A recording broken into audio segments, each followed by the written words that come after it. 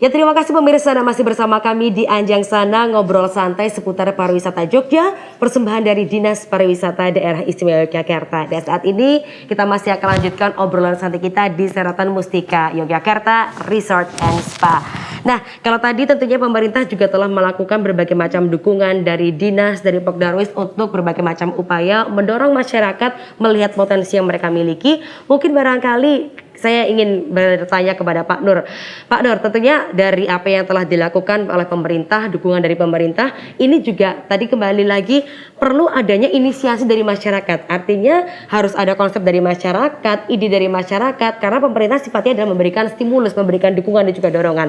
Kira-kira bagaimana Pak Nur, masyarakat bisa mendapatkan fasilitas, kemudahan, dukungan dari pemerintah? Apa sih Pak sebenarnya yang harus disiapkan oleh masyarakat, dalam artian apakah harus menyiapkan konsep atau mungkin hal-hal seperti apa yang harus disiapkan Pak Nur? Oke. Jadi gini Mbak, kalau kita bicara Pokdarwis, kita bicara desa wisata, ini adalah tadi saya bilang ini adalah partisipasi dari masyarakat. Ya.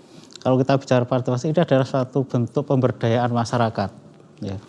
Kalau kita bicara pemberdayaan, ini pemerintah itu sebenarnya nggak usah ikut campur, itu mereka sudah berkreasi sendiri. Ya. Sehingga diperlukan pemerintah adalah pendampingan, Mbak, kalau menurut saya. Oke. Pendampingan itu kita memberi, misalnya tadi Pak Sigit mengatakan bahwa perlu pelatihan entrepreneur misalnya.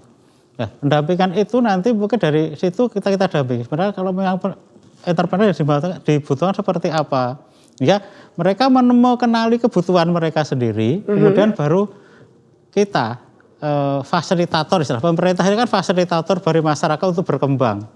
Nah, itu yang dibutuhkan apa? Nah, itulah kita akan memberikan fasilitas kepada Pokdarwis, gitu loh. Jadi tidak bisa kita programkan langsung ujung-ujung misalnya kebetulan yang di Pak Sigit yang diperlukan kewirausahaan, tapi kita memberikan sarana prasarana, itu kan tidak cocok. Nah, makanya karena pemberdayaan dan partisipasi dari bawah, itu monggo mereka berekspresi, dia mengembangkan mereka sendiri, dengan kita perlu pendamping yang bisa menjembatani. Pendamping itu bisa menjembatani antara yang menjadi kebutuhan dari Pokdarwis dan apa yang bisa dilakukan oleh pemerintah.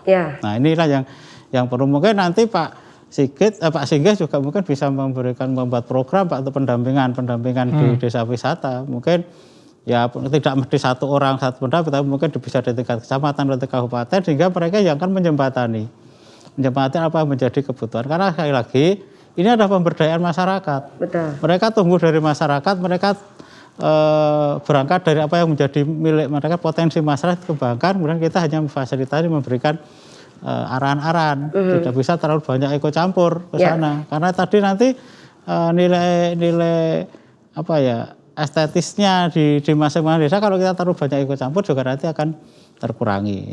Sehingga itu yang perlu adalah fasilitator yang bisa menjembatani apa yang menjadi kebutuhan daripada Pokdarwis desa wisata dengan kita pemerintah yang punya regulasi. Mungkin termasuk juga punya sumber daya, karena kita punya dana, kita punya program.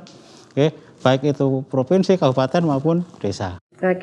Artinya juga supaya pemerintah tahu ya Pak, ya apa sih sebenarnya yang benar-benar dibutuhkan oleh masyarakat untuk mengembangkan potensi yang mereka miliki. Terima kasih Pak Nur. Kembali lagi ke Pak Sigit. Tadi juga sempat disampaikan ya Pak ya bahwa perlu adanya produk yang siap jual kepada wisatawan. Artinya tadi menjadi PR bagaimana masyarakat ini bisa punya kesadaran, tumbuh jiwa entrepreneurnya untuk bisa artinya menjual apa yang mereka miliki menjadi sebuah paket yang lebih menarik. Sejauh ini sudah berjalan seperti apa Pak? Dalam artian bagaimana Pokdarwis mengambil peran di sini untuk bisa menumbuhkan jiwa tersebut dengan masyarakat, atau mungkin bagaimanakah Pokdarwis bisa mendorong masyarakat untuk bisa memiliki kesadaran dalam menggali termasuk juga menjual potensi yang dimiliki itu, Pak Sigit. Jadi kalau berbicara produk, dan tentu saja dengan catatan produk yang laku, layak jual. Nah, di sini kami sebetulnya sudah melakukan, tetapi masih dalam arti lamban. Yang ingin diharapkan nanti kami dalam program Pokdarwis punya program nanti percepatan dalam rangka pengembangan produk, promosinya. Ini adalah terkait dengan konten digitalnya. Nah, kami sebenarnya masih cukup lemah lah. Pemanfaatan teknologi ya Pak ya. Artinya sebuah desa wisata bagaimana secara historis, kemudian bagaimana secara tradisi masyarakat belum banyak yang tahu, sehingga kurang menarik. Yeah. Nah oleh karena itu kami melalui program digital ini kami berharap setiap desa itu nanti wajib membuat semacam video yang menjadi sebuah promosi yang sekaligus untuk menjual. Yeah. Nah disinilah dengan kekuatan digital inilah kami berharap nanti bisa mengangkat desa wisata di dalam menjual produknya. Nah tinggal nanti kita dari masyarakat di dalam bagaimana menyiapkannya. Yeah. Konten-konten apa yang disiapkan, dikemas seperti apa. Nah kami dukungan tentu saja ini dukungan dari pemerintah, sebuah fasilitasi bagaimana ini secara digital, karena zamannya kan sudah digital. Iya, betul Pak. Nggak main lagi lah istilahnya kalau sekarang kita secara menjual flyer ya Pak ya. Nah oleh karena itu kan kalau sebuah setiap desa wisata itu setiap lalu mengupload di YouTube produknya akan terjadi sebuah booming nanti. Ya. Saya yakin itu. Artinya pemanfaatan dari teknologi dan juga digitalisasi ya Pak ya, untuk memperkenalkan potensi yang dimiliki. Tapi kembali lagi juga SDM-nya harus disiapkan terlebih dahulu ya Pak ya. Karena itu domain kami. Kapasitas SDM ini harus kami siapkan. Harus mau jualan apa? Mau produk apa? Kemasannya seperti apa? Baik. Komunikasi dengan teman-teman yang memiliki kemampuan digital untuk mendorong, terus dengan ada pendampingan tadi Pak, supaya didampingi kami setiap desa wisata memiliki produk digitalnya. Baik. Ini digitalisasi ya Pak ya masih harus menjadi PR bersama untuk terus ditingkatkan di masyarakat. Nah Pak Singgi menanggapi apa yang disampaikan Pak Nur dan juga Pak Singgi tadi, artinya pendampingan ini kan masih perlu dilakukan. Tadi Pak Singgi juga menyampaikan ada pendampingan dari universitas, dari hotel ya Pak ya. Ini sejauh ini pendampingan seperti apa yang sudah berlangsung Pak, dan juga apakah meliputi termasuk juga dari upaya digitalisasi ini Pak Singgi? Ya betul, jadi belum lama upaya pendampingan untuk membuat konten digital dari masing-masing desa dan destinasi itu sudah dilakukan. Jadi tapi memang belum semua Pak. Jadi dan kami kerjasama dengan Badan Otorita Borobudur yang kemarin juga beberapa titik itu kita minta untuk pendampingan. Jadi tidak perlu menggunakan peralatan yang canggih-canggih seperti ini, tapi bagaimana sebuah smartphone itu bisa digunakan untuk membuat konten kreatif. Itu untuk promosi, baik itu foto, video ya, kemudian narasi. Jadi tiga itu yang kemudian kita bundling menjadi satu. Kalau hanya foto video tidak ada narasi tentu akan menjadi hambar. Lemah. Ya. Kemudian kalau kemudian ditambah narasi yang kuat itu akan kemudian orang yang kemudian melihat foto atau video itu bisa berimajinasi gitu ya. Wah ini asik sekali nih kalau ke desa wisata A gitu ya.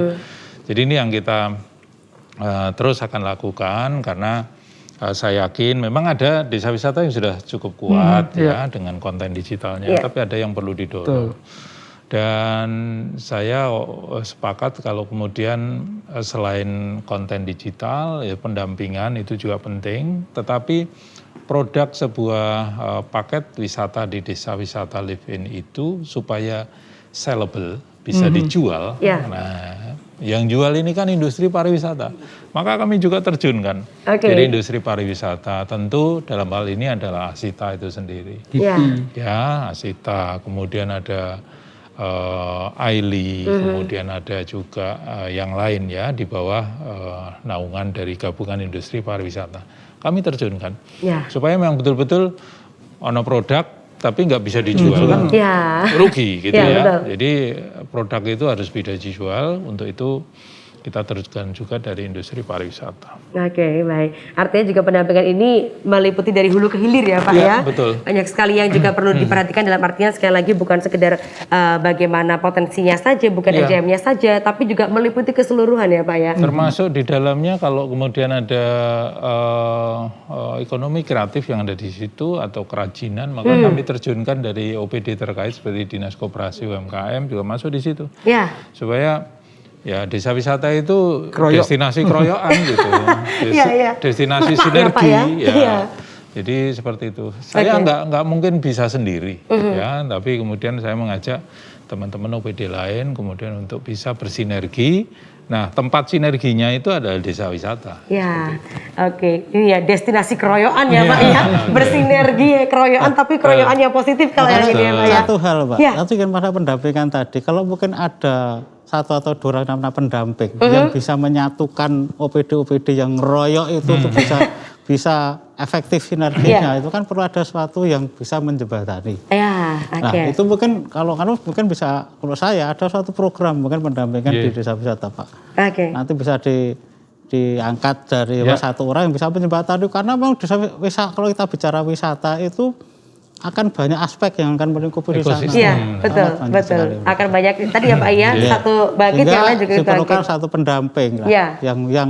memfasilitasi semua kegiatan yang ada di situ, yang bisa menjembatani ke semua lini. Iya, oke baik. Mungkin Pak, karena waktu kita terbatas, sebelum kita akhiri obrolan kita kali ini, mungkin apa sih Pak yang menjadi harapan bagi dunia pariwisata di Yogyakarta dan juga khususnya bagi berkembangnya desa wisata Pokdarwis di Yogyakarta? Mungkin dari Pak Nur silahkan. Ya. Kalau saya sendiri berharap ini, karena desa wisata Pokdarwis itu berawal dari masyarakat, partisipasi masyarakat dari bawah, mari ini kita kembangkan tanpa meninggalkan nilai-nilai yang ada di masyarakat, sehingga potensi atau nilai yang ada di masyarakat bisa bermanfaat dan meningkatkan perekonomian masyarakat di sekitarnya. Intinya itu Pak, meningkatkan kesejahteraan bagi masyarakat sekitarnya. Oke, baik, terima kasih Bapak. Pariwisata bangkit, ekonomi juga bangkit ya Pak ya. Terima kasih Pak Nur. Dari Pak Sigit silakan. Ya, kalau bagi kami lebih banyak terkait dengan bagaimana menyiapkan sumber daya manusia. Ibarat kalau kami dalam dunia pertanian itu kami membuatkan lahan, garu, luku, sehingga nanti siap ditanami. Ya. Nah kami dalam hal ini, dengan semangat kami, semboyan kami, tatak orang miur, ini kami berharap terus berlanjut. Karena kami berbasis sosial di masyarakat. Taruh itu kan nirlaba, tetapi harus secara konkret memberikan penguatan pada masyarakat. Endingnya kan nanti akan kembali ke masyarakat juga. Baik. Terima kasih Pak Sigit, semangat tatak orang miur yang akan kita terus sebarkan kepada masyarakat. Terima kasih Pak Sigit. Dari Pak Sigit silakan monggo. Saya berharap desa wisata ini akan menjadi satu kegiatan pariwisata yang menjadi tumpuan kita ke depan, karena selama pandemi ini dan kita belum tahu sampai kapan pandemi ini akan berakhir, dan desa wisata adalah satu destinasi yang cocok kemudian untuk melakukan aktivitas wisata sekaligus memberikan pengalaman yang mendalam terhadap budaya Jogja itu sendiri. Saya berharap desa wisata tetap mempertahankan keunikannya, karena keunikan semakin unik, semakin dilestarikan pasti akan semakin mensejahterakan. Semakin unik, semakin dilestarikan, semakin mensejahterakan ya. Terima kasih banyak Pak Sigit, Pak Singgih dan juga Pak Siggi dan juga tentunya Pak Nur untuk obrolan kita kali ini. Terima kasih sekali untuk sharing yang luar biasa kepada tiga narasumber kita. Pastinya juga saya yakin menambah semangat dari para pelaku wisata maupun juga para wisatawan untuk boleh kembali meningkatkan geliat wisata di Yogyakarta. Dan juga terima kasih pastinya kepada Dinas Pariwisata Daerah Istimewa Yogyakarta untuk Anjang Sana obrolan asik kita kali ini, dan juga terima kasih untuk venue kita kali ini. Sekali lagi kita boleh ngobrol asik di Sheraton Mustika Yogyakarta Resort and Spa.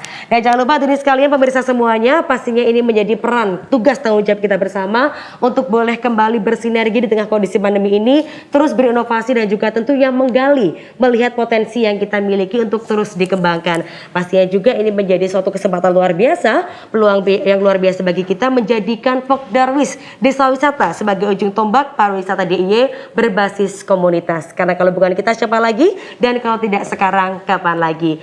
Sukses selalu, salam sehat, dan juga mari kita bangkitkan bersama wisata di Yogyakarta untuk Indonesia yang terus kembali percaya. Terima kasih, saya Vanessa Bella Arin pamit undur diri dan sampai jumpa di edisi berikutnya.